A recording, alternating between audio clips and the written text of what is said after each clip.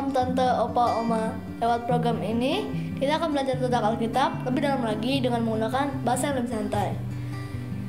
Yang mau bertanya, bisa disampaikan lewat kolom komen, dan juga jika ada yang butuh dukungan doa, bisa disampaikan lewat kolom komentar yang ada di YouTube channel ini maupun yang ada di Facebook.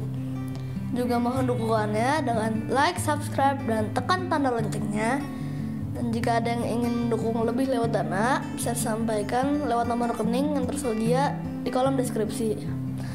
Dan lebih dari segalanya, mohon dukungan doanya ya, agar program ini bisa menjadi berkat bagi banyak orang, terlebih menyenangkan hati Tuhan. Oh ya, program ini akan selalu menemani kita setiap Senin sampai Minggu, setiap malam. Selamat mengikuti, Tuhan Yesus memberkati semuanya. Shalom semuanya, kembali dalam program Deep Talk with Pastor di malam minggu ini. Dan sebelum kita mulai tadarusan Alkitab kita ambil waktu sejenak untuk menyembah Tuhan. Haleluya. Engkau yang lebih tahu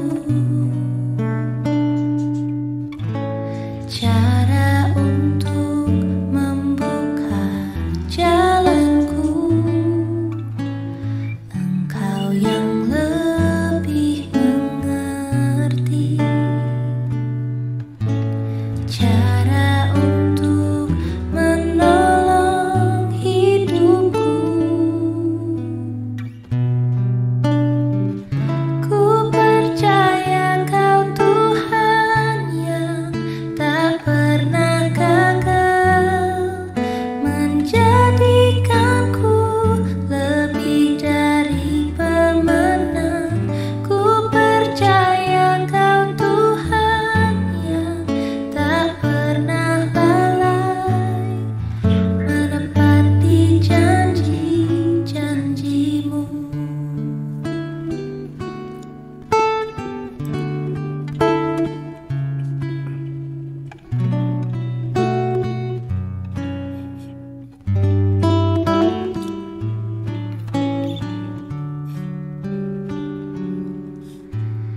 Engkau yang lebih tahu cara untuk membuka jalanku.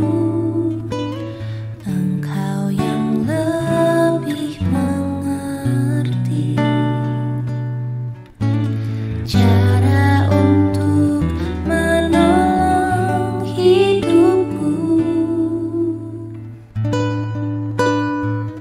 Ku percaya Kau Tuhan yang tak pernah gagal, menjadikanku lebih dari pemenang. Ku percaya Kau Tuhan yang tak pernah lalai, menepati janji-janji-Mu.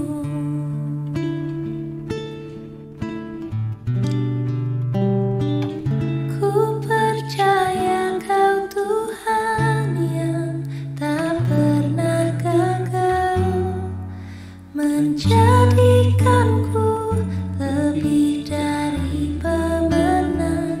Ku percaya Kau Tuhan yang tak pernah lalai, menepati janji-janji-Mu. Menepati janji-janji-Mu.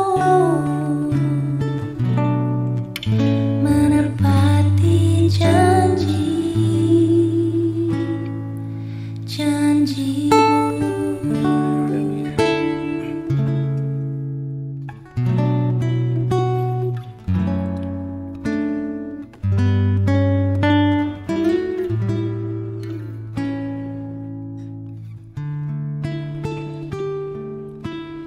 Haleluya.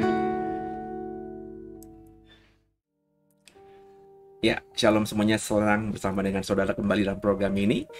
Di malam minggu ini, ya meskipun malam libur ya, besok kita libur, hari Minggu kita libur, kita paling ibadah ke gereja.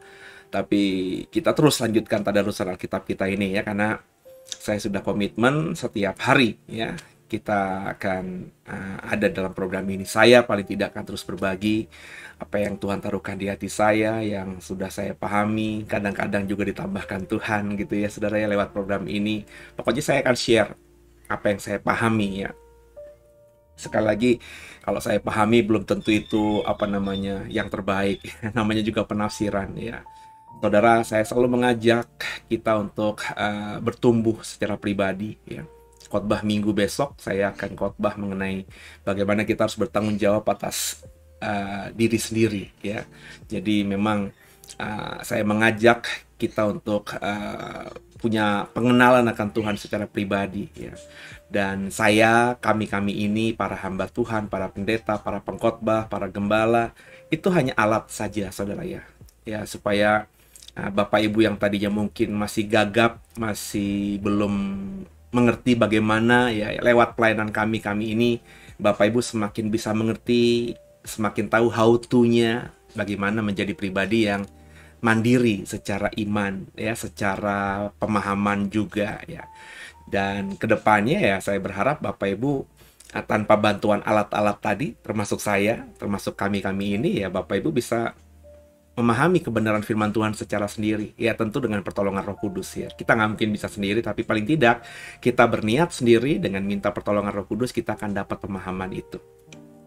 Jadi kita kerjakan bagian kita. Bagian saya sekarang ini pokoknya berbagi aja ya, supaya apa yang saya bagi nanti saya akan dapatkan, kan itu hukum tabur tuai begitu. Jadi dapatkan apa ya? Kalau saya baginya firman Tuhan, saya dapatkan firman Tuhan. Saya bagi kebenaran, saya dapatnya kebenaran. Kan begitu saudara ya. Jadi kalau saya hari ini membagikan pemahaman firman Tuhan yang saya tahu, saya bagi semuanya sama saudara, saya berharap nanti ke depan hukum tabur tuai terjadi gitu ya. Saya mendapatkan pemahaman-pemahaman yang baru ya, yang dari Tuhan tentunya. Sehingga saya percaya diri saya tidak akan kehabisan ilmu gitu ya. Makanya kalau saya ngajar apapun, saudara, saya nggak pernah tutup-tutupi, saya nggak pernah sembunyikan sesuatunya, rahasianya, nggak, bumbu-bumbunya semuanya saya bagi semuanya ya. Karena saya tadi punya pemahaman begitu. Kalau saya bagi semuanya, toh faktanya ada aja yang baru ya. Dulu ketika saya khotbah di awal-awal pelayanan saya soal akhir zaman, saya pikir kalau saya sudah khotbahkan semuanya, saya akan selesai gitu ya.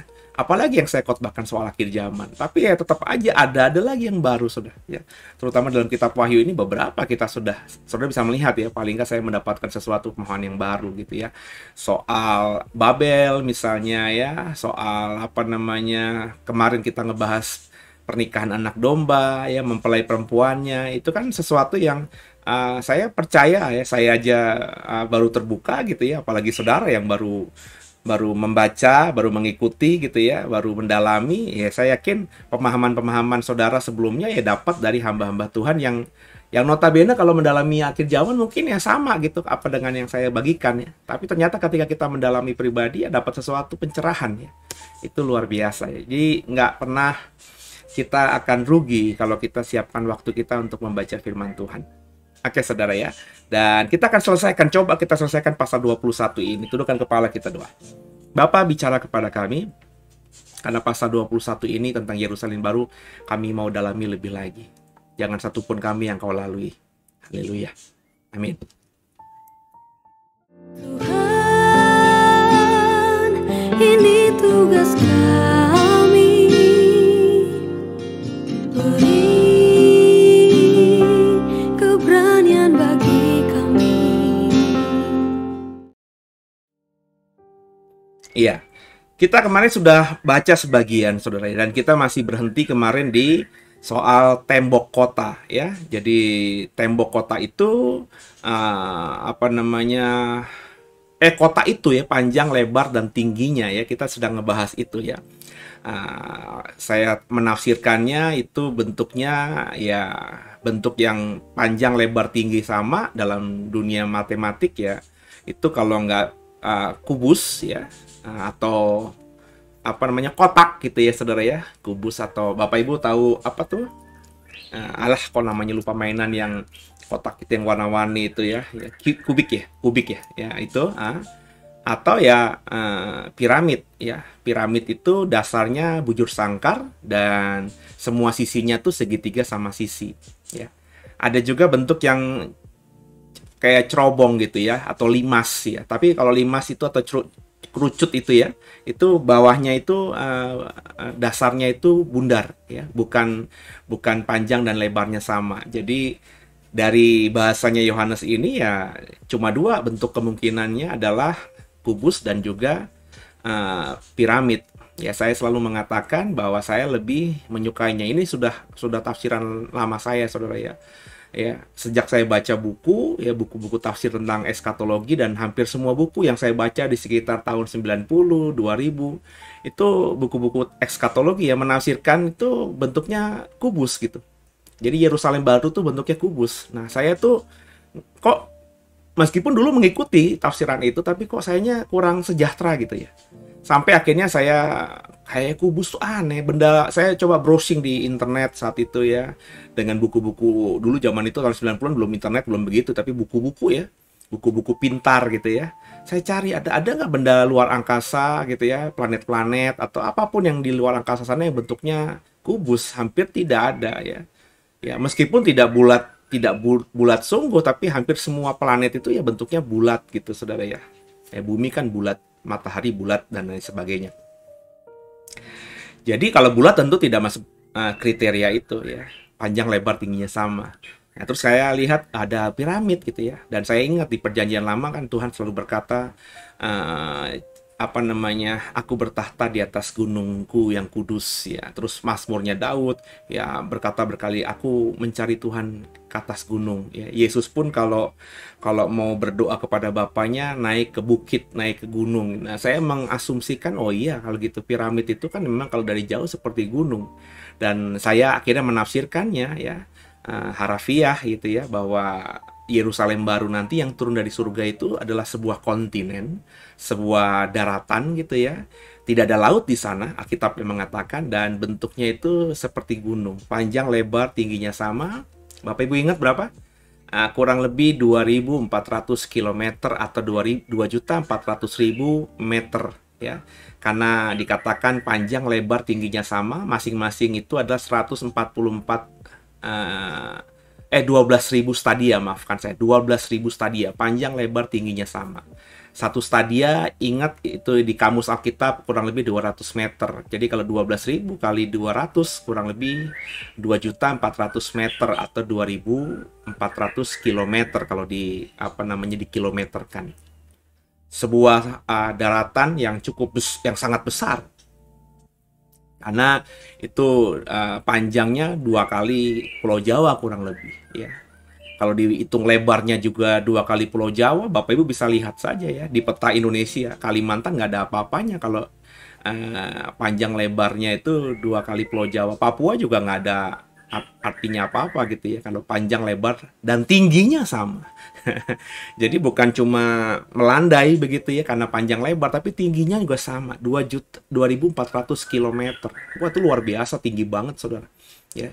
Jadi memang bentuk surga seperti itu. Yerusalem baru tempat kediaman kita ya. Kalau kita menafsirkan Alkitab ini secara harafiah kurang lebih seperti itu ya. Itu kota itu ukurannya. Lanjut ya, kita baca kemudian temboknya ayat 17 yang belum kita bahas di malam kemarin. Jadi kita mulai hari ini baca Wahyu pasal 21 ayat 17.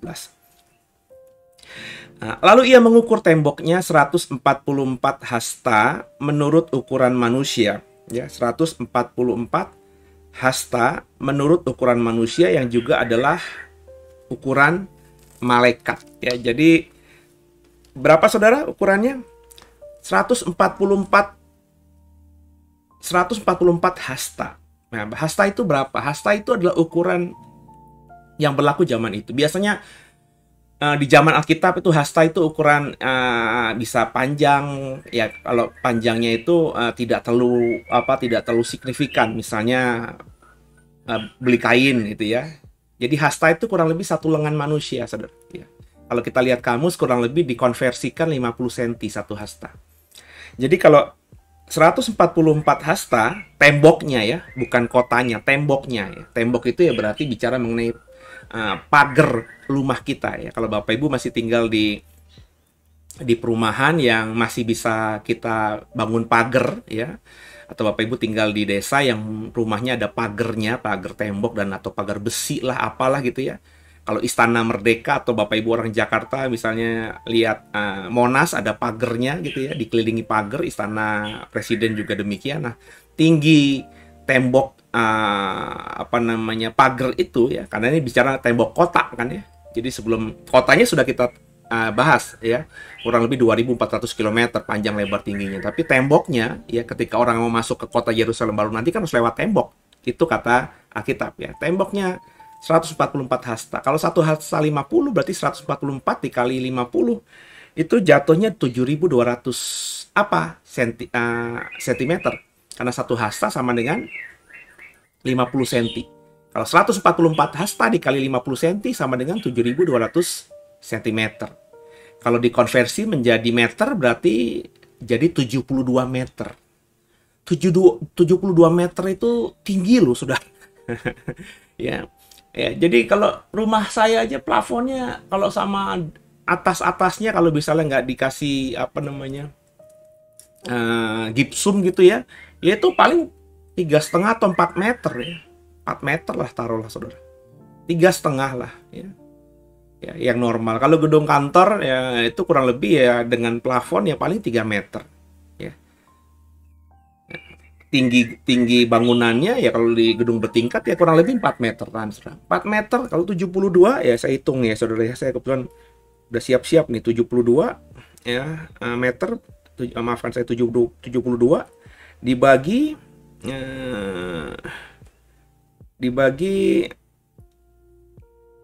40 cm ya, 7.000 dibagi 400 ya sama dengan 18 gedung 18 lantai kurang lebih saudara. Ya, jika 72 meter itu satu lantainya kurang lebih taruhlah 3 meter atau 4 meter gitu, 400 cm. 72 bagi 4 ya itu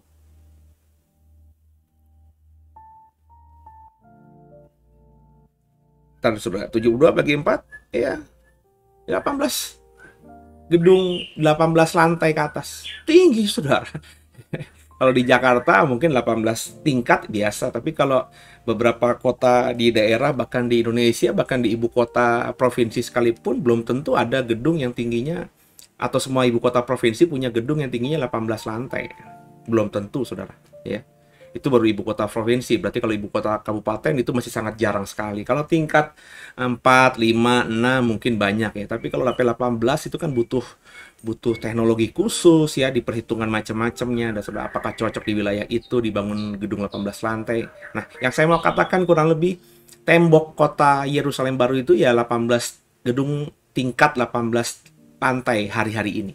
Ya, luar biasa. Tinggi saudara ya. Dan dikatakan apa ayat 18? Tembok itu terbuat dari permata yaspis ya. Dan kota itu dari emas tulen bagaikan kaca murni ya. Terus kita baca ayat 19-nya kan kita sudah baca ya kemarin ya. Dan dasar-dasar tembok kota itu dihiasi dengan segala jenis permata. Dasar yang pertama batu yaspis, dasar yang kedua batu nilam, dasar ketiga batu mirah, batu keempat batu jamrud, kelima batu unam, keenam batu sardis, ketujuh batu ratna cempaka, kedelapan batu beril, kesembilan batu krisolit, kesepuluh batu krisopras, kesebelas batu lazuardi, kedua belas batu kecubung. Ini semuanya batu-batu permata yang sampai sekarang itu, kalau kemarin waktu 3-4 tahun lalu ya, lagi tren batu akik saudara. Ini tuh termasuk batu-batu yang memang luar biasa ya. Dari ke-12 batu ini yang familiar sama saya ya batu kecubung. Kalau kita ngomongin batu akik saudara, yang lain-lainnya saya pernah mendengar, tapi mungkin atau batu mirah delima ya saya pernah lihat gitu ya. Tapi yang lain-lainnya saya tahu itu batu apa namanya batu permata, tapi bentuknya nggak tahu ya, mungkin karena mahal dan bagus ya. Ada batu ratna cempaka lagi dalam terjemahan Indonesia saudara ya. Itu batu apa juga saya nggak ngerti. Yang intinya 12 batu itu batu-batu permata semuanya ya, melambangkan dari 12 rasulnya Tuhan ya. Dan luar biasa ya. ayat 21.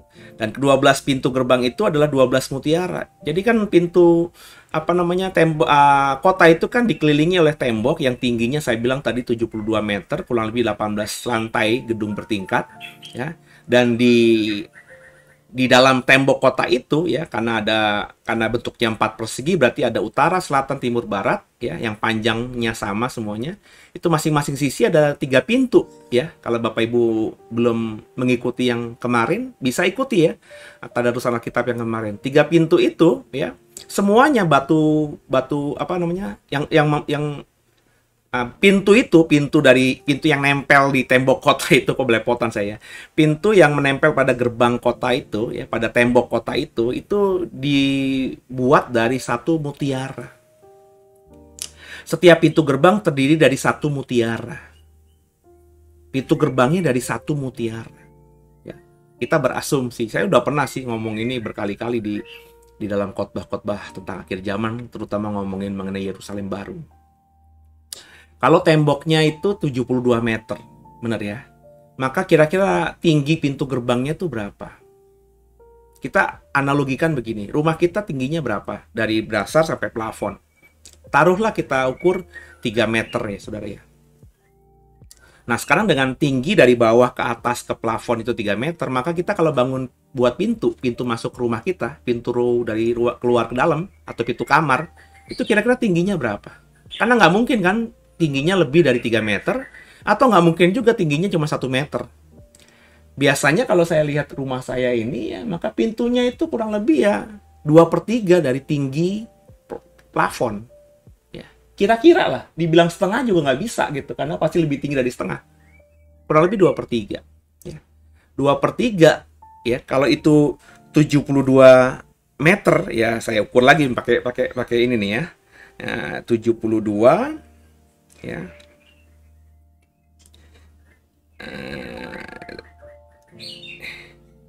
Ya, jadi kurang lebih saudara 2/3 dari 72 itu 48 meter.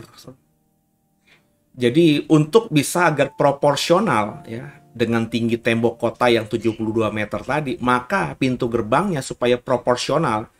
Kalau dibangun hanya seukuran manusia 3-4 meter ya jomplang, saudara. Karena pintunya kan temboknya tingginya 72 meter.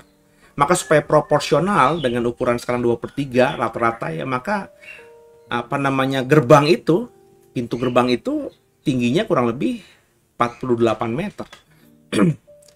Dan itu dibuat dari 1 mutiara. Saudara pernah tahu dong mutiara didapat dari mana? Ya, bisa googling aja di YouTube, ada ya saudara ya. Mutiara tuh diambil dari sebuah kerang yang dipelihara di tengah laut sana ya. Terus nanti kerangnya dipanen, pas dibuka cangkangnya ada batu mutiara. Ya. Batu mutiaranya kecil atau besarnya ya tergantung kerang kalau menurut saya. Ya tentu ada ilmu lainnya, tapi saya orang awam gitu ya. Kalau kerangnya cuma sebesar kepalan tangan saya ya, maka harapan mendapatkan mutiara yang diameternya 10 cm ya agak nggak masuk akal gitu ya. Ya kalau sekepalan tangan saya ini lebar besar kerangnya, paling batu mutiaranya kurang lebih sekitar 2 atau 3 cm atau 5 cm ya, paling besar ya. Lebar diameternya itu udah paling besar sekali. Karena selain di dalam cangkangnya itu ada mutiara, kan tentu ada hal-hal lain, karena kerang itu kan makhluk hidup ya. Ada karena selaput-selaputnya dan lain sebagainya. Jadi kalau mutiaranya aja, karena untuk bangun gerbangnya aja panjangnya tingginya 48 meter, maka mutiaranya kan jauh lebih besar daripada itu. Karena kan harus dipahat segala macam ya, harus dibentuk menjadi akhirnya tingginya 48 meter. Ya, berarti kan kurang lebih kerangnya itu ya, mutiaranya itu harus yang 60, diameternya 60 meter.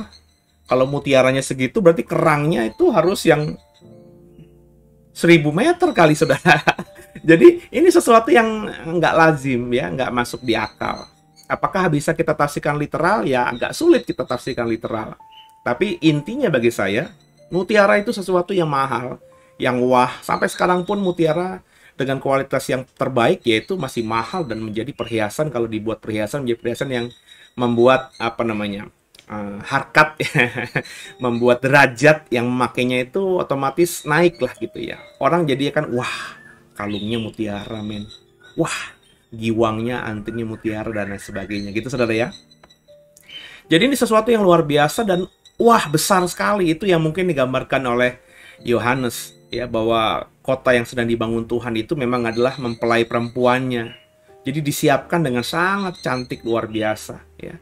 Bukan cuma emas, bukan cuma tinggi dan besarnya, tapi juga bahkan gerbangnya dibuat dari mutiara gitu ya. Dan jalan kota itu terbuat dari emas murni bagaikan kaca bening.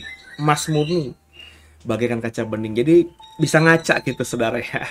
Dan meskipun di beberapa hotel, terutama di Qatar sana ya, saya pernah melihat di YouTube, saudara. Saya lupa YouTube-nya siapa, tapi YouTube orang luar gitu ya. Di salah satu hotel di negara Uni Emirat ini ya, Qatar ini ya. Itu luar biasa, dalam artian semua ada satu kamar atau beberapa kamar yang memang lux banget, semuanya terbuat dari emas, dari showernya ya, dari keran-kerannya ya, dari handle pintunya, bahkan beberapa bagian lainnya itu disapuh dengan emas murni. Jadi memang masuk hotel itu kayak tinggal di rumah emas ya. Jadi luar biasa, dan harga sewa di situ pasti luar biasa karena itu dibuat dari hal-hal yang bahan-bahan yang nomor satu ya, bukan cuma nomor satu saja tapi yang terbaik. Karena kan nggak mungkin ya kita bangun rumah kita misalnya semuanya terbuat dari emas gitu ya, agak beresiko gitu. Kalau nggak diambil maling, kalau kebakaran ya jadi hilang lah gitu semuanya, saudara ya. Dan ini artinya tembok kota itu, gerbangnya itu begitu luar biasanya dilihat oleh Yohanes, sehingga Yohanes ketika disuruh untuk mencatatnya, dia agak kesulitan untuk membahasakannya dengan bahasa yang dia punya, kosakata yang dia punya di 2000 tahun yang lalu. Ya, lanjut ayat 22. Dan aku tidak melihat bait suci di dalamnya. Nggak ada bait suci lagi, nggak ada kemah suci lagi di dalamnya. Demikian juga anak domba itu. Ya, maafkan saya. Aku tidak melihat bait suci di dalamnya, sebab Allah Tuhan yang Maha Kuasa adalah bait sucinya. Demikian juga anak domba itu. Nggak perlu bait suci lagi, saudara. Karena di dalam Yerusalem baru itu ada Allah. Ya, dan Tuhan atau Allah yang Maha Kuasa itulah bait sucinya. Jadi kekudusan itu bukan lagi harus ditandai, disimbolikkan dengan kemah suci, tabut perjanjian, bait Allah. Nggak perlu lagi dengan itu, tapi karena Tuhan sendiri ada di situ. Representasi Tuhan itu bukan simbolik tapi nyata, ya. Dan karena Tuhan di situ, ya maka Tuhanlah bait sucinya. Jadi yuk kita ke gereja yuk. Ngapain cari Tuhan? Ya kalau kita bahasakan itu di Yerusalem baru lucu gitu ya. Ngapain lagi butuh gereja? Ngapain lagi butuh gedung? Ngapain lagi butuh organisasi? Ngapain lagi butuh pendeta? Ngapain lagi butuh hamba Tuhan? Ngapain lagi butuh pengkhotbah, gembala sidang dan lain sebagainya? Karena Tuhan udah bisa kita lihat mata demi mata. Karena Tuhan ada di situ. Ya. Jadi luar biasa. Ya. Lanjut ayat 23. Dan kota itu tidak memerlukan matahari, bulan untuk menyinarinya, sebab kemuliaan Allah meneranginya dan anak domba itu adalah lampunya. Nggak perlu lagi terang lain-lainnya. Ya, lampu neon, matahari, bulan, bintang nggak perlu lagi. Kenapa? Karena Tuhan ada di situ, maka Tuhan yang akan menyinari semuanya.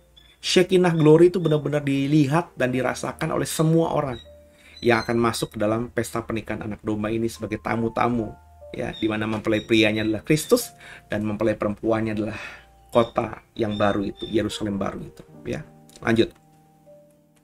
Dan bangsa-bangsa akan berjalan di bawah cahayanya, raja-raja di bumi membawa kekayaan mereka kepadanya. Pintu-pintu gerbangnya tidak ditutup oleh pada siang hari, sebab malam tidak akan ada lagi di sana. Malam nggak ada lagi, nggak ada ketakutan lagi. Karena ada Yesus di situ dan Yesus sebagai lampu dan terangnya, maka nggak ada lagi dari 24 jam, 12 jam siang, 12 jam malam, nggak ada lagi.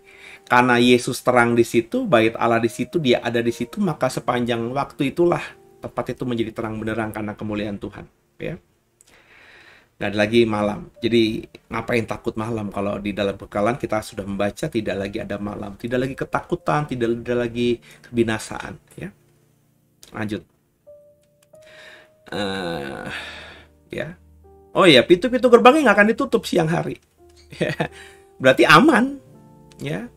Karena ya tadi ya, Siapa lagi yang menjadi musuh atau pengkhianat di dalam Yerusalem baru? Nanti nggak ada, karena setan, iblis, dan semua malaikat-malaikatnya sudah dibuang ke lubang jurang maut, diikat di sana.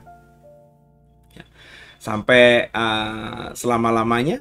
Oh enggak, ya. Sampai dia nanti dilepaskan lagi di penghujung kerajaan 1000 tahun, kemudian ketika dia memberontak terakhir kalinya dalam Gog dan Magog, kemudian dia baru dilempar ke Gehenna, lautan api kekal yang penuh dengan belerang dan api, dan akan disiksa siang dan malam selama-lamanya. Jadi karena semuanya di sana, maka di surga nggak perlu lagi ada macam-macam, nggak ada lagi ketakutan, makanya malam tidak ada lagi, gitu saudara ya. Lanjut. Tapi tidak akan masuk ke dalamnya suatu yang najis, atau orang yang melakukan kenajisan atau dusta, tapi hanya mereka yang namanya tertulis dalam kitab kehidupan anak domba itu. Nah, perhatikan baik-baik. Nggak akan ada yang bisa masuk dalam Yerusalem baru itu yang najis, ya, atau orang yang melakukan kekejian atau dusta, tapi hanya mereka yang namanya tertulis dalam kitab kehidupan anak domba. Dijelaskan ada beda sedikit dengan yang kemarin. Yang kemarin itu yang dilempar ke dalam lautan api dan belerang itu bagi mereka namanya tidak tercatat dalam kitab kehidupan. Ya. Tapi rupanya ada kitab yang lain, ini kitab kehidupan anak domba. Jika saudara namanya tidak ada di kitab kehidupan anak domba, maka saudara pasti tidak dapat bagian dalam kerajaan surga. Tapi kalau ada, maka saudara bisa masuk dalam kerajaan surga. Ya. Bagaimana dengan kitab kehidupan? Kitab kehidupan ya kitab yang lain lagi kalau bagi saya. Itu menjadi barometer setiap orang yang dilempar ke Gehenna atau lautan api kekal itu. Kalau bagi saya bedanya apa dengan kitab kehidupan anak domba, antara kitab kehidupan dan kitab kehidupan anak domba? Kalau kitab kehidupan tuh menurut saya tafsiran ya, inilah kitab yang dimana setiap manusia yang lahir itu namanya ada di situ. Ya. Jadi kitab kehidupan itu hanya sekedar data ya, data dasar, data basic dari jumlah manusia-manusia yang pernah lahir sebagai manusia. Entah itu manusia cuma lahir sejam, kemudian mati, prematur dan lain sebagainya. Yang penting dia pernah menghirup udara dan pernah bernafas gitu ya, meskipun masih dengan alat bantu. Nah, orang ini ada dalam kitab kehidupan. Nah, kitab kehidupan itu siapa saja yang menjadi manusia berarti ada di situ namanya. Tapi kalau kita membaca nanti ya dalam Injil atau Perjanjian Baru lainnya, ada peringatan dari para rasul bahwa jangan sampai nama kita bisa dihapuskan dalam kitab kehidupan. Jadi rupanya dalam perjalanannya waktu nanti, meskipun kita sudah masuk dalam nama kita di kitab kehidupan, tapi kita bisa dihapuskan nama kita dari kitab kehidupan itu.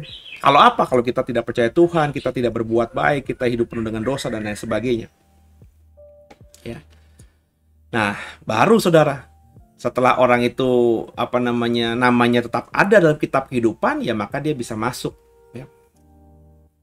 Tapi kalau kitab kehidupan anak domba itu adalah kitab di mana yang isinya nama-nama orang-orang yang dipilih Tuhan untuk menjadi orang percaya. Nah, kita ini beriman hari ini, kita namanya ada dalam kitab kehidupan anak domba itu.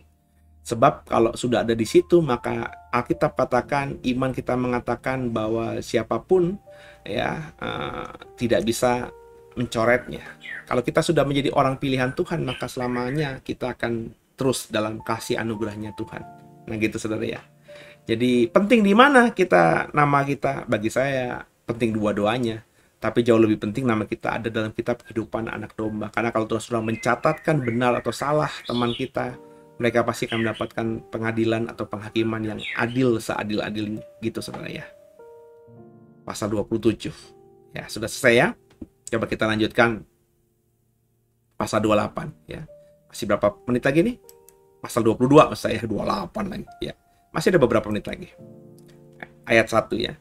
Lalu ia menunjukkan kepadaku sungai air kehidupan. Ada sungai saudara di mana? Yerusalem baru yang jernih bagaikan kristal yang mengalir keluar dari tahta Allah dan tahta anak domba itu. Jadi air di sana itu bukannya keluar dari mata air atau keluar dari batu-batuan ya, seperti kalau kita lihat ke puncak itu ada air keluar dari batu merembes gimana caranya lah gitu, dari tempat tinggi ke tempat rendah, tidak ya. Intinya air tetap ada dalam Yerusalem baru. Air ini bisa ditafsirkan harfiah air benar-benar, tapi juga dimengerti sebagai simbolik. Karena dalam ilmu pengetahuan 2021 ini mengatakan bahwa air itu adalah sumber kehidupan.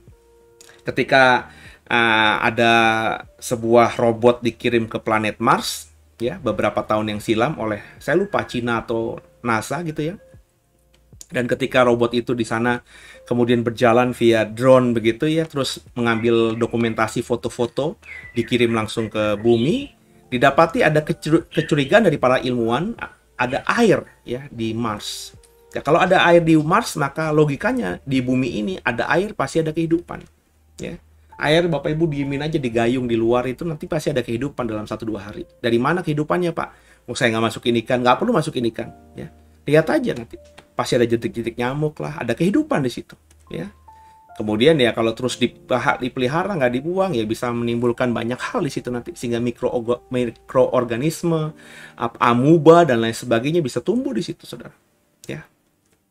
Jadi surga ada sungai berarti ada kehidupan. Jadi surga tuh nggak kaku maksud saya. Ya. Nggak kayak orang jalan kayak robot gitu kiri kanan ke Yesus ke Yesus ke Yesus ke Yesus enggak saudara. Ya. Tetap ada kehidupan. Ada keindahan-keindahan yang bisa dinikmati dan Bapak Ibu tidak akan mengalami keboringan atau kebosanan karena ini adalah sebuah kehidupan yang keren ya karena Tuhan ada di tengah-tengah mereka. Ya, jadi ada air yang mengalir dari tahta Allah, jadi sumber kehidupan itu dari Allah Bapa ya, dari tahta Allah. Dan di tengah-tengah jalan kota itu di seberang kiri kanan dari sungai itu ada pohon kehidupan yang berbuah 12 kali tiap bulan sekali dan daun pohon-pohon itu dipakai untuk menyembuhkan bangsa-bangsa. Jadi di kiri kanan dari sungai itu ya ada pohon kehidupan yang 12 kali berbuah tiap-tiap bulan sekali dan daunnya bisa dipakai untuk menyembuhkan bangsa-bangsa ya. Kemudian juga luar biasa ini ya. Jadi di pohon kehidupan ini dikatakan banyak sekali di surga. Padahal kalau kita merefer perjanjian lama, di Taman Eden hanya ditempatkan satu pohon kehidupan. Ya, satu pohon kehidupan dan satu lagi pohon pengetahuan baik dan jahat. Andai kata makan pohon kehidupan, saya percaya Adam dan Hawa akan hidup kekal. Tapi karena yang dimakan adalah pengetahuan baik dan jahat, maka Adam sejak saat itu tahu benar mana yang salah, mana yang baik. Makanya ketika dia lihat, wah dia telanjang, ini nggak baik saudara, maka dia bersembunyi. Begitu saudara ya. Jadi ada pohon-pohon kehidupan yang 12 kali berbuah dan setiap bulan berbuah baru. Daunnya bisa menyembuhkan, pohon-pohon itu dipakai untuk menyembuhkan bangsa-bangsa. Ayat 3. Maka tidak ada lagi laknat, ya tidak ada sumpah serapah. Tahta Allah dan tahta anak domba itu akan ada di dalamnya dan hamba-hambanya akan beribadah kepadanya. Dan mereka akan melihat wajahnya dan namanya akan tertulis di dahi mereka. Dan malam tidak akan ada lagi di sana. Mereka tidak memerlukan cahaya lampu, cahaya matahari, sebab Tuhan Allah akan menerangi mereka, memimpin mereka, memerintahkan mereka sebagai raja sampai selama-lamanya. Jadi, saudara, orang-orang yang bisa masuk ke sana nanti adalah orang-orang yang sudah dimateraikan oleh nama Tuhan di dahi dan di wajah dan di dahi mereka. Ya. Dan mereka akan melihat tanda ini. Ya. Ketika saya nanti ada di Yerusalem baru, saya akan melihat andai kata masih ada kaca atau kristal atau apapun sehingga wajah saya terpantul keluar bisa kelihatan mukanya gitu ya, maka di dahi saya itu dikatakan tadi ada nama ya, dia yang tertulis ya. Kita menjadi orang-orang yang sudah distempel, sudah menjadi milik karena itu bicara mengenai stempel nama itu bicara mengenai kepemilikan dalam dunia Alkitab. Kita beli sapi itu supaya diketahui orang banyak adalah milik kita, maka sapi itu akan distempel dengan stempel kita dengan bara berapi. Begitupun budak dan lain sebagainya, saudara. Ya. Jadi nama Tuhan nanti akan tertulis di dahi kita semuanya. Ya. Nggak perlu lagi lampu, nggak perlu lagi cahaya, sebab Tuhan Allah akan menangi mereka. Mereka akan memerintah sebagai raja selama-lamanya. Inilah keindahan Yerusalem baru itu, saudara. Ya. Bahwa Tuhan akan memerintah bersama-sama dengan kita, Tuhan akan menerangi kita sehingga nggak perlu lagi matahari, nggak perlu lagi cahaya, santai aja dalam hidup, ya, menikmati kekekalan di dalam Yerusalem baru, ya, saudara ya. Dan kalau saudara saya mau sampai di sana, maka hidup kita harus baik, ya, berbuat baik. Sebab dengan berbuat baik dan tentu menjadi orang percaya yang sungguh, maka Bapak Ibu akan mendapatkan apa, saudara? Ya, mendapatkan kain lenan putih bersih berkilau-kilauan. Karena itulah syarat kita bisa masuk dalam pesta pernikahan anak domba Allah. Haleluya. Ya. Ada masih banyak ya yang belum kita selesaikan, Saudara ya. Tapi kita berhenti di sini karena perikop pasal 22 ayat yang ke-6 itu bicara mengenai topik terakhir yang akan kita bahas di hari Minggu. Jadi sebelum kita tutup, kita coba akan review lagi apa yang kita bisa temukan di dalam Wahyu 21 ini, Saudara. Ya, jadi kita sama-sama ya. Banggaku punya Bapa sepertimu yang tak pernah meninggalkanku. Ya, jadi kekasih Tuhan, pasal 21 bicara mengenai Yerusalem baru, sebuah kota yang turun dari surga, sebuah kota yang kata Alkitab, kata Yohanes dalam kitab Wahyu adalah mempelai perempuan Kristus. Dan kita nanti akan menjadi tamu-tamu di sana yang ada dalam pesta pernikahan anak domba Allah. Pernikahan artinya adalah secara harfiah akan penyatuan. Ya.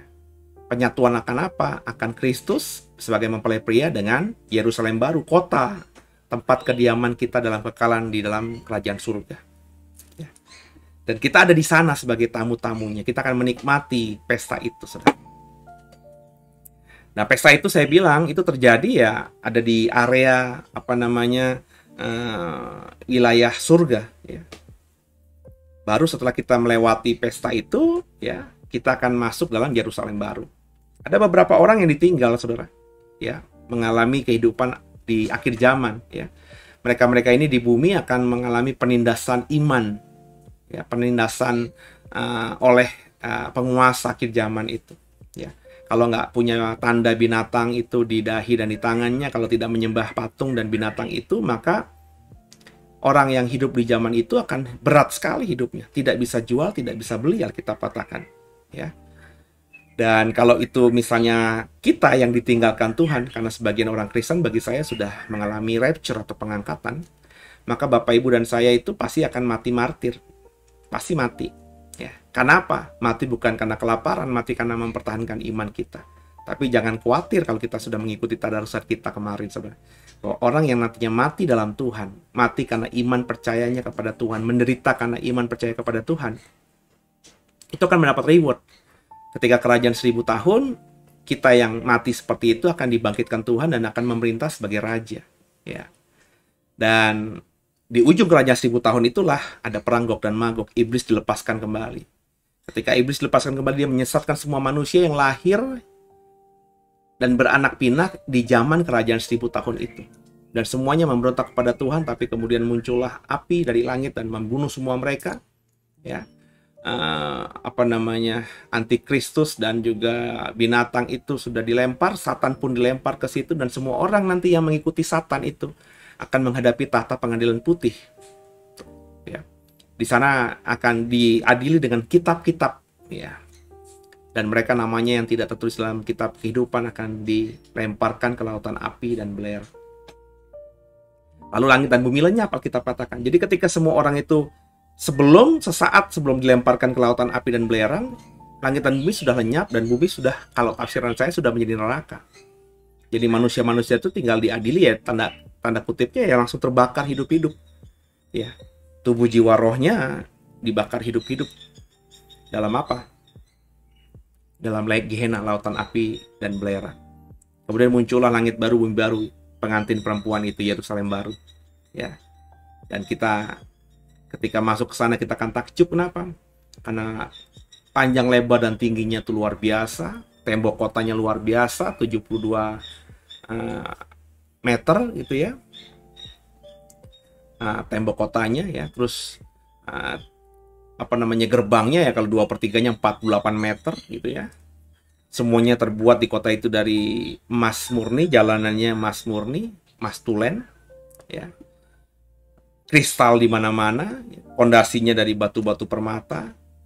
Jadi gambaran Yerusalem baru itu gambaran yang bagi saya kalau kita deskripsikan secara harfiah juga wow banget gitu. Apalagi kalau ternyata itu adalah bermuatan simbolik ya. Nggak ada rata tangis, nggak ada dengki, hanya ada kebahagiaan dan ada sungai kehidupan. Kalau ada sungai, kira-kira Ada binatang nggak? Ini menarik, saudara. Kalau ada binatang, apakah binatang mengalami penebusan dosa? Tentu tidak. Tapi apakah binatang ada nggak dalam Yerusalem baru? Saya membuka aja penafsiran, ada atau tidak. Karena nggak penting juga kan? Ya. Kalau bagi saya, di logika saya lebih senang cenderung ada. Kenapa? Ada sungai kehidupan. Sungai itu kan berarti kan airnya untuk dinikmati. Bukan hanya buat manusia tentunya. Kalau ada kehidupan yang benar-benar indah, maka makhluk yang ada atau tinggal di Yerusalem baru kan bukan cuma manusia. Ya, tapi ada yang lain-lainnya juga ya. Tapi dimensinya jelas bukan dimensi darah dan daging seperti yang hari ini. Jadi kalaupun ada kambing, ada domba di sana ketika mati ya, nggak bisa mati juga karena dalam kekekalan gitu ya. Dan nggak ada darah juga karena bukan darah dan daging gitu ya. Jadi ya ada makhluk-makhluk yang lain nanti penghuni surga yang akan bersama kita dalam Yerusalem baru yang begitu indah dan luar biasa. Dan semoga kita semua ada di sana gitu sebenarnya. Jadi saya percaya ini tempat yang luar biasa, mestinya menjadi mimpi kita masing-masing dan kita coba jaga hidup kita ini supaya kita bisa masuk ke sana. Haleluya. Itu yang saya dapatkan, yang itu saya bagikan kepada saudara. Dan jangan lupa besok Minggu ada ibadah Minggu Raya, saudara. Sebelum kita akhiri, saya mengingatkan itu. Minggu terakhir di September, ya, kemungkinan besar minggu terakhir kita di The Way ada 2 kali ibadah, yakni jam 9.45 dan jam 11. Karena di Oktober, kalau Tuhan izinkan tidak ada kendala, di Oktober minggu pertama kita hanya ibadah Minggu Raya, bentuknya yang seperti sekarang ini hanya 1 kali, yakni jam 11. Dan di pagi hari di jam 9.15 kurang lebih ada acara baru yang namanya Sunday Bible Talk. Jadi hari Minggu kita ngobrolin Alkitab, ya, lebih sharing, lebih interaktif gitu ya. Dan saya mengundang Bapak Ibu yang sudah aktif dalam Tadarusan Alkitab untuk mengikuti gaya pembahasan tentang Alkitab dengan angle yang berbeda. Ya, agak berbeda dengan tadarusan ini. Ya, gimana bedanya? Doakan nanti di minggu pertama kita akan segera mulai dan saya pasti ada di situ sebagai narasumber supaya minggu saudara bukan cuma minggu mengalami Tuhan, tapi minggu yang membuat kita semakin hari semakin memahami Alkitab dengan sungguh. Tundukkan kepala kita doa. Makasih Tuhan buat malam hari ini. Kami di malam minggu ini sudah belajar menyelesaikan Wahyu 21. Terima kasih Tuhan Yesus, ampuni salah dosa kami. Yesus Kristus adalah Tuhan Juru Selamat kami yang hidup, dan ke dalam tangan-Mu lah kami serahkan tubuh jiwa roh kami. Haleluya. Amin. Selamat malam semuanya. Selamat beristirahat. Tuhan Yesus memberkati. Jangan lupa besok ibadah ya. Haleluya.